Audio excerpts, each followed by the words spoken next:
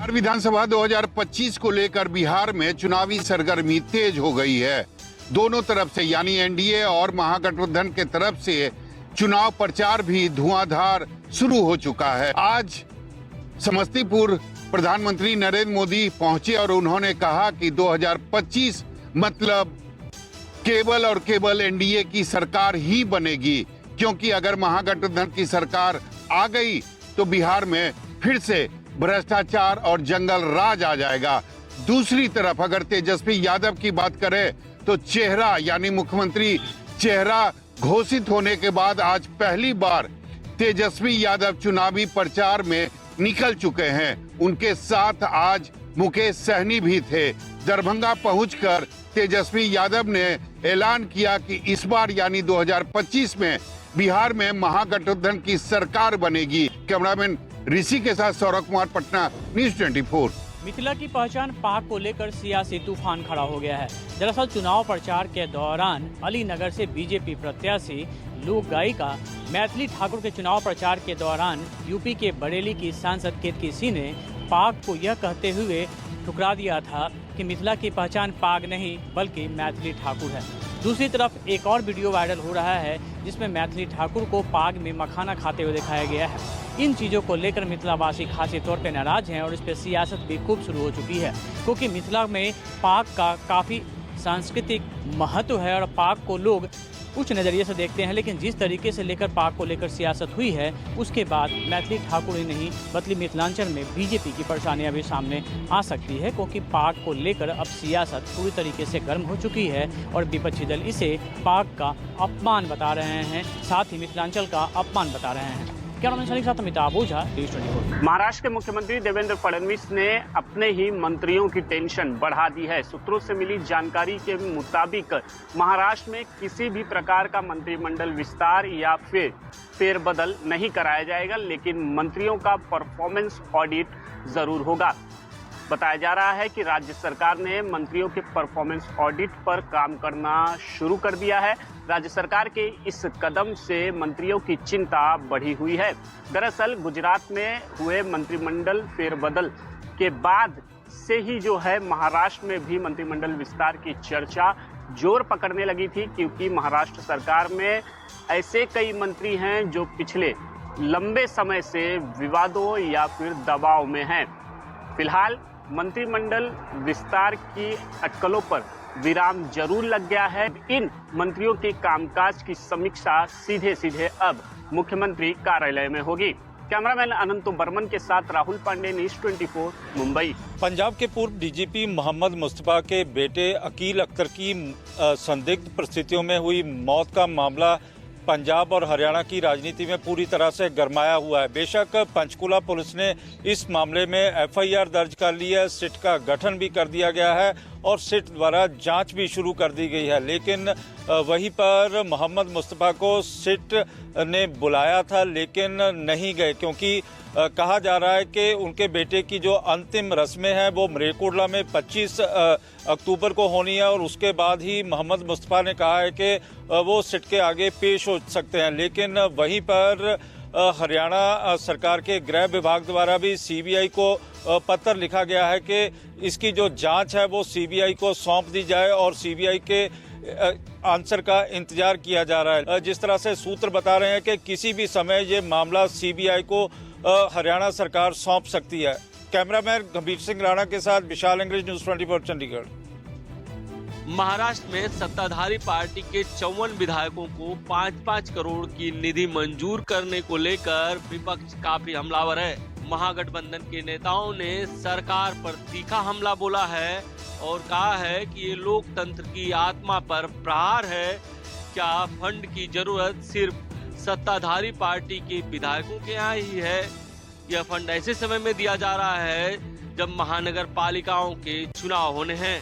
Shiv Sena UBT ने तो यहाँ तक आरोप लगाया है कि इन पैसों से वोटों की खरीदी होगी।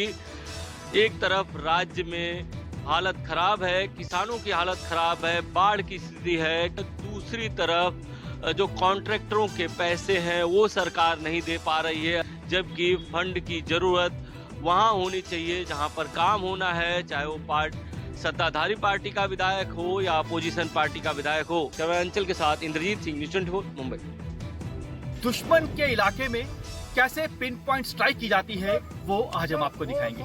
हम आपको दिखाएंगे वो मोर्टार कि कैसे दुश्मन के इलाके में गोली का जवाब गोले से दिया जाता है, जो पिन पॉइंट स्ट्राइक करते हैं, यानी पाकिस्तान की पोस्टों को मदद दी जाती है। ऑपरेशन सिंदूर के दौरान भी इन मोर्टार के जरिए कई पाकिस्तान की पोस्टों को तबाह किया गया, आतंकी ठिकानों को तबाह किया गया। आपको बता दें कि अब जो नया शामिल हुआ है वो ये हाईटेक लेटेस्ट ड्रोन है। इसकी मदद से दुश्मन पर नजर रखी जाती है। इस ड्रोन के जरिए पैनी नजर जो है वो रखी जा रही है। ये आप तस्वीरों में देखिए, ये साहब की ओर से ऑपरेट किया जा रहा है और यहीं से जो जवान मोर्टार पोजीशन में है उन्हें आदेश दिया जाएगा कि किस लोकेशन पर आतंकियों की मूवमेंट है, कहां पर लॉन्च पैड है, कहां पर दुश्मन के ठिकाने हैं, और उन ठिकानों को पूरी तरह से तबाह किया जाएगा। आप जवानों को देखिए, ये पूरी तरह से रहते हैं और कैसे ये जो जवान है ये इन मोर्टार की मदद से, यानी गोलों की मदद से कैसे दुश्मन का काम तमाम करते हैं। पूरी तरह से जवान अलर्ट है। आप देखिए कि हम आपको दिखा रहे हैं कि जब जरूरत पड़ेगी इन गोली का जवाब पाकिस्तान को जाएगी, गोलों की बरसात पाकिस्तान में होगी तो कैसी होगी वो तस्वीरों में आप देखिए कि ये वो मोर्टार हैं जो दुश्मन की गोली का जवाब गोले से देंगे। कैमरामैन रोहित के साथ Pankaj Sharma, news 24, LOC Akhnoor sector. Sangam Nagari Prayagraj में एक पत्रकार की चाकुओं से गोद कर हत्या कर दी गई है। पुलिस से मिली जानकारी के मुताबिक इलाहाबाद निवासी पत्रकार लक्ष्मी नारायण सिंह पर सिविल लाइन इलाके में विशाल नाम के व्यक्ति ने धारदार हथियार से हमला कर दिया। बाद में अस्पताल में उनकी मौत हो गई। पुलिस का कहना है कि पूछताछ में पता चला है कि एक दिन पहले आरोपी विशाल और मृतक पत्रकार के बीच किसी बात को लेकर विवाद हुआ था। दबिश के दौरान पुलिस ने मुठभेड़ में आरोपी विशाल को गिरफ्तार कर लिया है। विशाल के पैर में 3 गोली लगी है। हालांकि हमला क्यों किया गया इसकी वजह अभी तक साफ नहीं हो पाई है, लेकिन पुलिस की तरफ से अन्य आरोपियों की गिरफ्तारी के प्रयास लगातार किए जा रहे हैं। कैमरा पर्सन मिंटू सिंह के साथ अशोक तिवारी, लखनऊ, न्यूज़ 24। प्रधानमंत्री नरेंद्र मोदी ने आज 17वें रोजगार मेले के जरिए 51,000 सरकारी नौकरियों के नियुक्ति पत्र बांटे। रोजगार मेले में आज प्रधानमंत्री ने एक नई बात भी कही।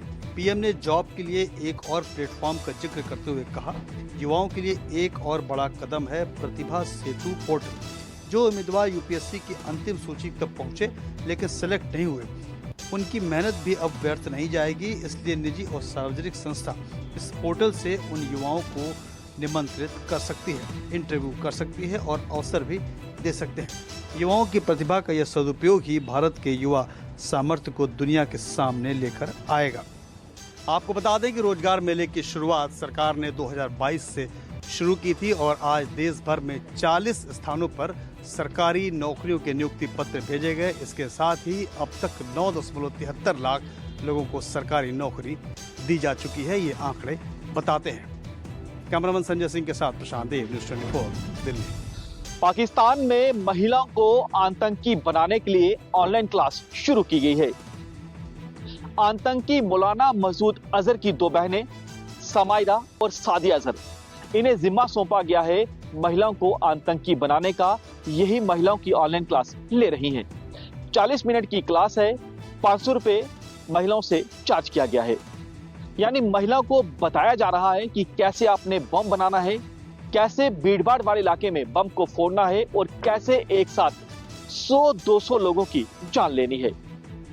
यानी पाकिस्तान अब महिलाओं को आतंकी बनाने में उतर आया है, यानी सीधे तौर पर भारत के खिलाफ इन महिलाओं को तैयार कर रहा है। लेकिन वो दिन दूर नहीं है जब ये महिलाएं अपनी ऑनलाइन क्लास पूरी करेंगी तो पाकिस्तान में बम धमाके होंगे, कई लोग पाकिस्तान में ही मारे जाएंगे, क्योंकि पाकिस्तान अपने नापाक हरकतों में बाज तो नहीं आएगा लेकिन भारत के खिलाफ कुछ नहीं कर पाएगा। कैमरामैन दीपक के साथ पंकज शर्मा, न्यूज़ 24, जम्मू। क्या राज ठाकरे और उद्धव ठाकरे के साथ आने से महायुति गठबंधन डरा हुआ है? क्योंकि पहले महायुति के नेता बार बार ये कहते थे कि वो बीएमसी का चुनाव अलग अलग लड़ेंगे, लेकिन अब मुख्यमंत्री ने साफ किया है कि वो बीएमसी का चुनाव एक साथ लड़ेंगे। यानी बीजेपी, एनसीपी अजित पवार गुट और शिवसेना शिंदे गुट एक साथ महानगर पालिका का चुनाव लड़ेगा। जबकि तीनों पार्टियों ने ये निर्णय लिया है कि थाने, नवी मुंबई महानगर पालिका और पुणे महानगर पालिका का चुनाव तीनों पार्टियां अलग अलग लड़ेंगी, क्योंकि यहाँ पर इन तीनों पार्टियों की ताकत अधिक है। सवाल ये है कि क्या ठाकरे ब्रदर्स के साथ आने से ये तीनों पार्टियां डर गई हैं, क्योंकि खबर ये भी है कि इस बार कांग्रेस शिवसेना यूबीटी के साथ गठबंधन में बीएमसी चुनाव नहीं लड़ेगी, क्योंकि राज ठाकरे का शिवसेना यूबीटी के साथ आना कांग्रेस को मंजूर नहीं है। इसको लेकर कांग्रेस के कई बड़े नेता बात कर चुके हैं। इतना ही नहीं, संजय राउत दिल्ली में कांग्रेस हाईकमान से भी बात कर चुके हैं और महाराष्ट्र कांग्रेस के नेताओं की शिकायत कर चुके हैं। अंचल के साथ इंद्रजीत सिंह, न्यूज़ 24 मुंबई। दिल्ली पुलिस की स्पेशल सेल ने एक टेरर मॉड्यूल को बस्ट किया है और ये टेरर मॉड्यूल जो है वो आईसिस से रिलेटेड बताया जा रहा है। दरअसल आईसिस के 2 संदिग्धों को दिल्ली पुलिस ने गिरफ्तार किया है, जिनके नाम अदनान बताए जा रहे हैं। एक को दिल्ली से गिरफ्तार किया है अदनान, और दूसरा जो अदनान है उसको भोपाल से गिरफ्तार किया गया है। और दोनों के बारे में जानकारी दी जा रही है जो दिल्ली पुलिस की तरफ से, वो बेहद चौंकाने वाली है कि ये एक दिल्ली में बड़ा ब्लास्ट प्लान कर रहे थे, और वो भी दिवाली से पहले। लेकिन उससे पहले ही 16 अक्टूबर को दिल्ली पुलिस जो दिल्ली के सादिक नगर का रहने वाला अदनान नाम का युवक है उस तक पहुंची, और उसने जो जानकारी दी वो बेहद चौंकाने वाली थी। उसने पुलिस को पूछताछ में बताया कि वो दक्षिण दिल्ली के एक मॉल की रेकी कर चुके हैं और दिवाली से पहले उनको वहां पर ब्लास्ट करना था। इसके लिए बाकायदा वो यूट्यूब से वीडियो देखकर वो बम बनाने की जो है वो कोशिश कर रहे थे। संदीपक के साथ में कौशिक, न्यूज़ 24 दिल्ली। छठ को लेकर जो रेलवे स्टेशन पर तैयारियां हैं वो लगातार देखी जा रही है। भीड़ जो है इस बात को लेकर है कि छठ मनाने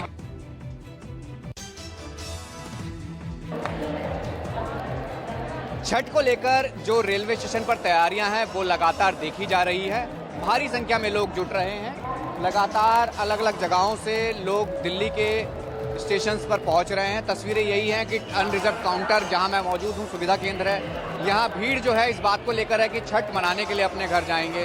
और तस्वीर यही है कि लगातार लोगों का ये कहना है कि छठ को लेकर जाएंगे। इलेक्शन भी है तो बिहार में जो इलेक्शन के लिए कहा जाता है एक महापर्व वो भी है, तो ऐसे में तस्वीरें अलग हैं। यहाँ जो बिहार स्पेशल ट्रेन्स लगी हैं, रेलवे की तरफ से जो व्यवस्थाएं हैं, तमाम भीड़ है। एक सीक्वेंस तैयार किया गया है, अलग अलग काउंटर्स बनाए गए हैं ताकि लोगों के लिए व्यवस्था बनी रहे, क्योंकि जो 16, 15 और 14 प्लेटफॉर्म है वहाँ पे जो व्यवस्थित तरीके से ट्रेन्स आती हैं, स्पेशल ट्रेन चलाई जा रही हैं जो अन्य ट्रेन्स हैं, तो तमाम सुविधा को देखते हुए ये बनाई गई थी। और ऐसे में ये व्यवस्थित यहाँ कहा जाता था, जो भीड़ दिखाई देती थी, भीड़ जरूर है लेकिन व्यवस्थित तरीके से अंदर जा रही है। लेकिन अलग चीज़ ये है कि छठ पर्व के साथ साथ बिहार में होने वाले चुनाव को लेकर भी लोगों में काफ़ी उत्साह है, और इसी दौरान वो इस बात को भी कह रहे हैं कि छठ तो मनाएंगे, साथ में इलेक्शन भी है, सरकार बनवा के आएंगे। कैमरामैन सुनील के साथ राहुल प्रकाश, न्यूज़ 24 दिल्ली। जैसे जैसे छठ का पर्व नजदीक आ रहा है वैसे वैसे मुंबई से बिहार जाने वाले लोगों की भीड़ जो है रेलवे स्टेशनों पर बढ़ती जा रही है। इस वक्त हम मौजूद हैं मुंबई के लोकमान्य तिलक टर्मिनस पर और आपको सीधे तस्वीर दिखाएंगे। ये लोकमान्य तिलक टर्मिनस के बाहर जो होर्डिंग एरिया बनाया गया है यात्रियों के लिए, वहाँ की आप तस्वीर देख सकते हैं किस तरह से इस समय आपको यात्रियों की भीड़ जो है वो नजर आ जाएगी। जो रेलवे प्रशासन हो या फिर आरपीएफ के जवान अधिकारी इन यात्रियों को जो है लाइन लगाकर बकायदा कतार में जो है प्लेटफॉर्म और उनके डिब्बे तक छोड़ने का जो काम है वो रेल प्रशासन की तरफ से किया जा रहा है। किसी भी तरह की कोई भी अप्रिय घटना ना हो, इसको लेकर बकायदा ध्यान जो है ये यहाँ पर रखा जा रहा है। आपको बता दें कि 2 साल पहले ही किस तरह से बांद्रा टर्मिनस पर एक भगदड़ की घटना हुई थी, उसके बाद कहीं ना कहीं प्रशासन ने काफ़ी सतर्कता जो है वो बरतना शुरू किया है। आप देख सकते हैं कि किस तरह से ये खास करके उत्तर भारत बिहार जाने वाले लोगों की भीड़ जो है वो आपको लोकमान्य तिलक टर्मिनस पर नजर आएगी। कैमरामैन राजेंद्र सिंह खाती के साथ राहुल पांडे, न्यूज़ 24 मुंबई।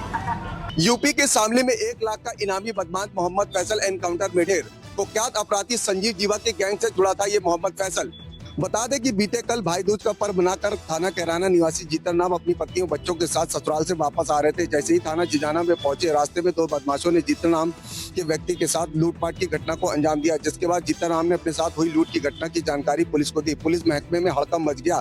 पुलिस ने सर्च अभियान चलाया, जिसके बाद लूट की घटना को अंजाम देने वाले बदमाशों के साथ देर रात एसओजी व थाना जिजाना पुलिस की मुठभेड़ हो गई। बदमाश फैसल का एक साथी अंधेरे का फायदा उठाकर के मौके से फरार हो गया। मुठभेड़ में एक सिपाही घायल हो गया। वहीं पुलिस अधीक्षक एनपी सिंह ने बताया कि बीती शाम बदमाशों ने मोटरसाइकिल, मोबाइल व नकदी की लूट की घटना को अंजाम दिया था, जिसके बाद पुलिस ने सर्च ऑपरेशन चलाया। देर रात पुलिस और बदमाशों के बीच में मुठभेड़ हुई। मोहम्मद फैसल संजीव युवा गैंग का सक्रिय सदस्य था। इसके ऊपर 1 लाख का इनाम घोषित था। वहीं दूसरी तरफ फरार आरोपी की धरपकड़ के लिए पुलिस ने टीम गठित कर दी है। मनोज पांडे, लखनऊ न्यूज़ 24। भारतीय सेना के बेड़े में शामिल हो चुकी है ऑल टेरेन व्हीकल। इस गाड़ी की खासियत यह है कि ये किसी भी मौसम के लिए कारगर है।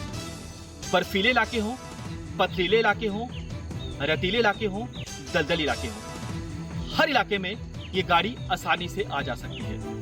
ये देखिए यहाँ पर, ये खासतौर पर भारतीय सेना के बहादुर जवानों के लिए तैयार की गई है।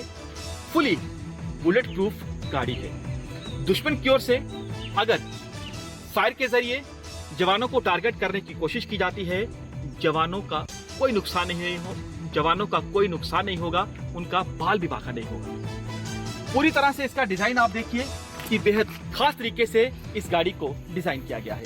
ये देखिए यहाँ पर, क्योंकि जवानों की सेफ्टी सबसे पहले है और ऐसे में जवानों की सेफ्टी का बेहद खास ध्यान रखा गया है।